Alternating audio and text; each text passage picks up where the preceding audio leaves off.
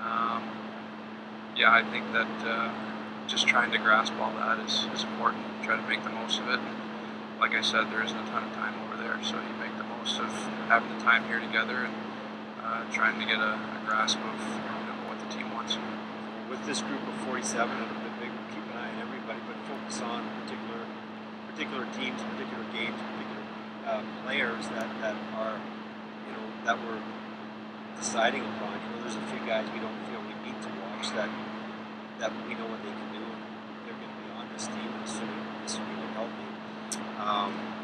But we'll arrange our schedule over the next week or so to get ready for the start of the regular season. We'll get together as a group early November to narrow things down a little bit, talk about what we're seeing, and make sure we're all in constant communication, and then get organized from November to mid-December and make our final decisions at that point.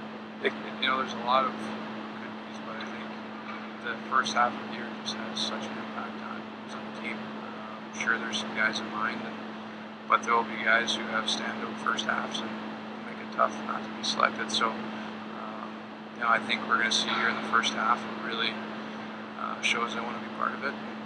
That's really what it's picked based on. So, I don't think the team is close to being made, but everyone will make their own team, and I'm sure we'll hear about it. You mentioned Sidney, Jonathan Toews, Shea Weber's, those types of guys who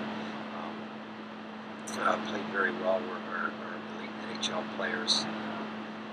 4 more years later, a lot has happened in their careers. They've learned a lot. They've matured a lot.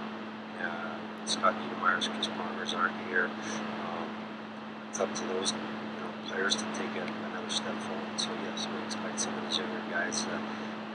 They're pretty young. You take a Jonathan Sidney, for example, 1 gold medals and 1 Stanley Cups. They've accomplished a lot. They're still young guys, but they're leaders on their own clubs. They can expect them to be good. I don't think anything is.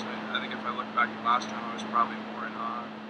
I don't think I was going to do anything. So I don't think it's a conscious decision you make. I think it's just a natural progression when you've played on the team before, you understand things a little better. It's a comfort level. And, there's a difference between going to your first Olympic camp and your second.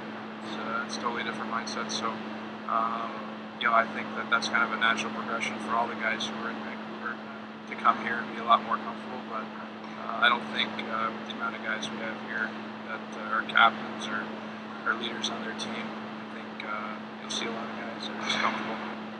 These guys are proud players. They all have great confidence in themselves, and they all feel they belong on the team. That's the way they think. That's why they're good players. And we had a 23-man roster to select at that time, and this year we have a 25-man roster. So there's no doubt there's going to be players that are disappointed, and we can't avoid that. We'll try to pick a good team, and hopefully we'll